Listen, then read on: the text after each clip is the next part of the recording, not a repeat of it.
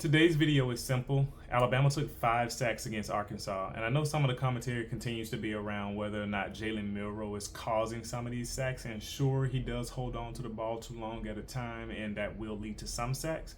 But I'm going to argue that, and I think I can show it pretty clearly, that in these 5 plays against Arkansas, they were all the offensive line's fault.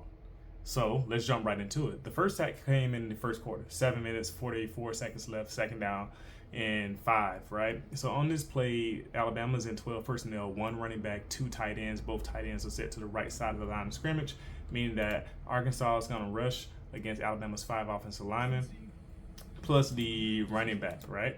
So what's going to occur in this play is quite simply just bad play from the left tackle number 74, which I believe is Proctor.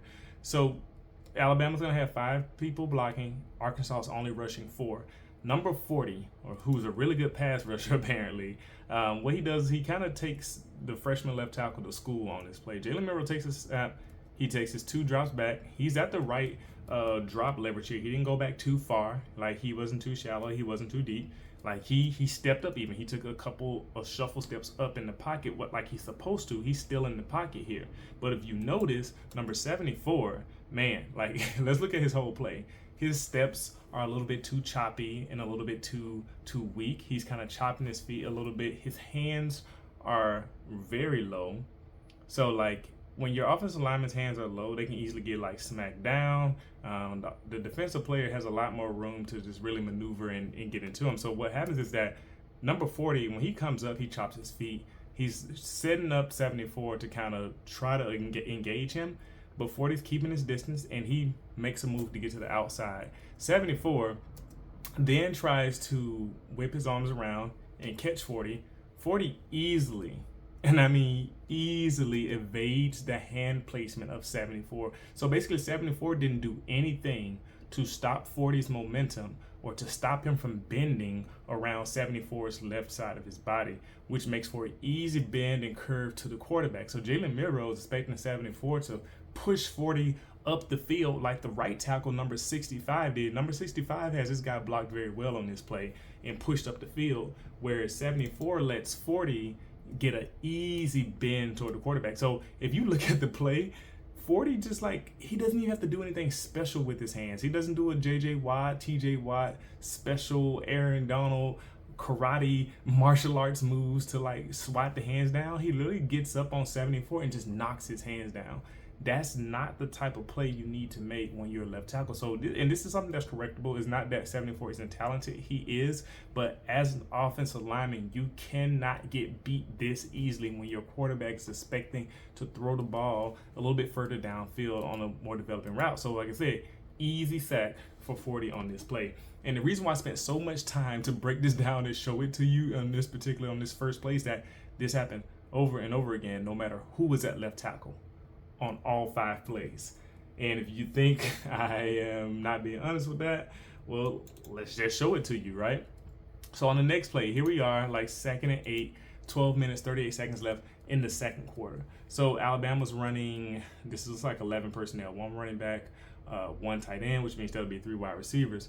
On this particular play, I think they swapped out the left tackle here, but Arkansas kind of does this thing. They kind of did it on 3 of the sacks, I believe, where they had both outside rushers just crash down on the outside on the tackles. They basically were saying, stop us from rushing you like this. And maybe Alabama could have adjusted by putting a tight end over there or something, or like have the running back help a little bit more. But on that note, on this play, number 17 kind of gets a free rush at the quarterback, which would have been fine because maybe Alabama's accounting for Jalen Milroe reading this rusher, and then maybe he can dump the ball to his guy, Bund, who is now running to the right, because number 17 either is going to follow Bund and rush Milroe. He decided to rush Milroe. The problem in this situation is, look at what happened to the left tackle. So immediately on this play, number 57, he has better footwork in this particular play than Proctor did, maybe, because he is trying to get his guy and trying to push him up the field on the left side, which will allow Jalen Milroe to step up or kind of move out to the right. The problem is, once again, hand placement did nothing to stop his defender from beating him and getting up the field. So, like, if you take a closer look on the angle that shows the play up close, man, like this is sad. So the Arkansas defender to the left of number 57, when the play is snapped, he rushes up. He's clearly showing that he's about to rush to the outside. So this Arkansas defender is running up. Number 57's hands are down like 74's was. And when the defender, so he does a better job of getting his hands on the defender when he gets close.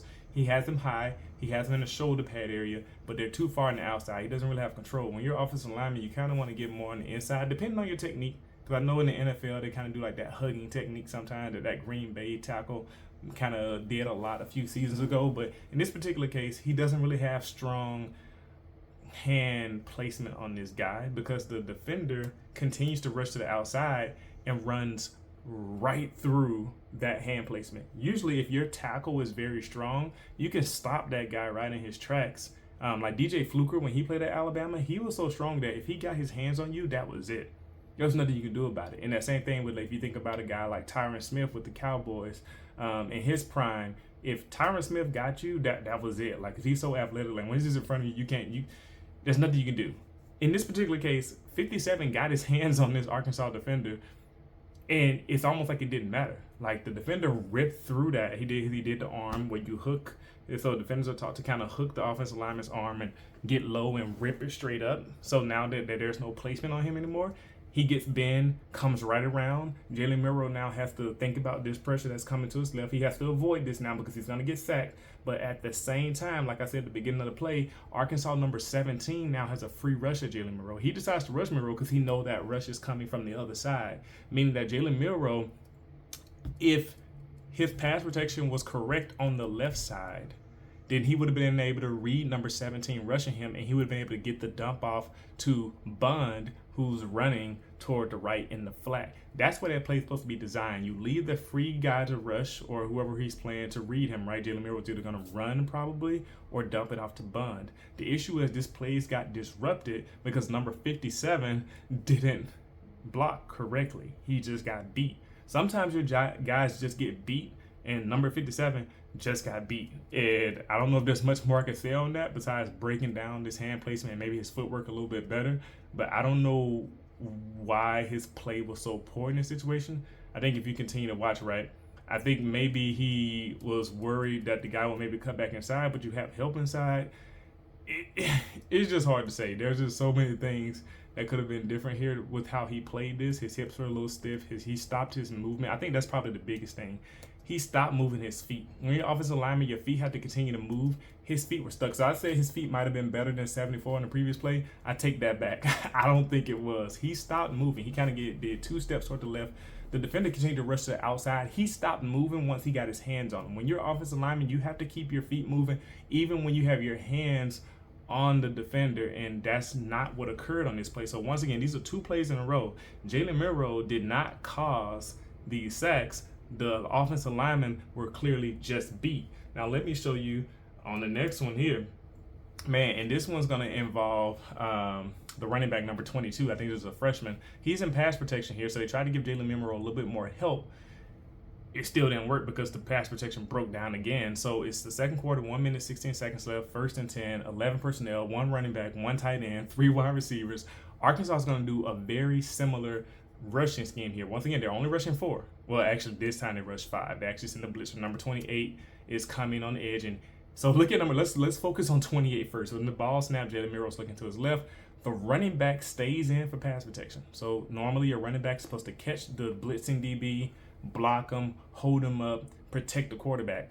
Look at what happens to 22. He gets just pushed out of the way. 22 obviously has no leverage here. Number 28 just literally shoves him out of the way and continues his rush toward Jalen Milroe. So Jalen literally, number 22 maybe stopped 28 for half a second. If at that. Like, that's not the type of pass protection. Alabama's running backs in the past, and this is just me. I'm not picking on 22. I'm just saying, normally you expect your running back to hold up, and Alabama has had some really good pass protecting running backs in the past. Like, there are some guys who are really, really good at it. 22 is learning. He's a freshman. This is not a good example of what a running back's supposed to do when they're in to protect against the pass. So obviously Jalen Milroe is at a disadvantage because he has a guy who has a free rush at him, basically. Also, our friend number 57, is beat once again, but this time is by number 40, the one who embarrassed 74 early in the game. And once again, defeat not great. They basically keep the Alabama left tackles keep letting these experienced Arkansas rushers. So this won't be the case with everybody that they play, but these experienced Arkansas rushers, what they're letting them do is get on their outside hip and then get up the field. And what these left tackles are doing is that they're remaining stagnant. It's like their feet are in concrete.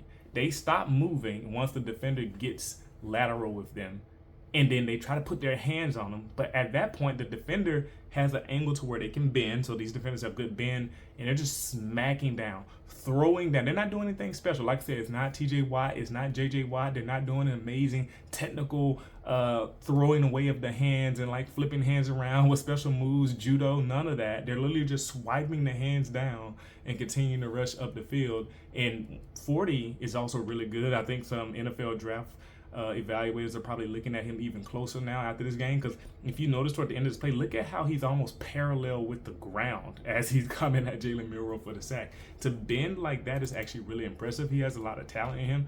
I would be looking at him as a draft, but let's even looking at this play, there's no way Jalen Milroe can be successful here.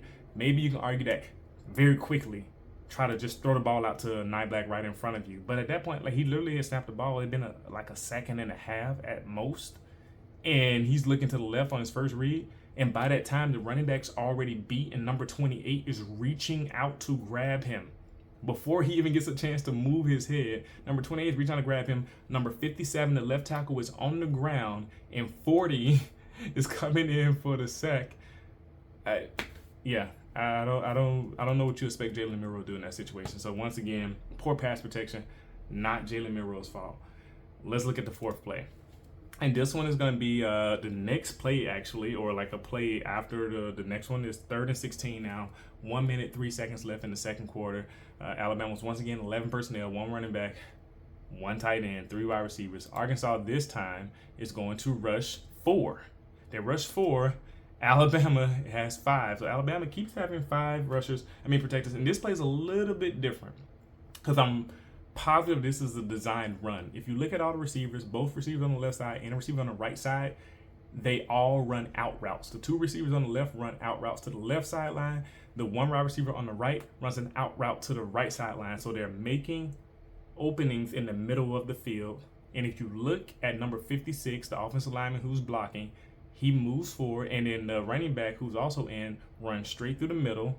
They block for a half a second, and then they move upfield.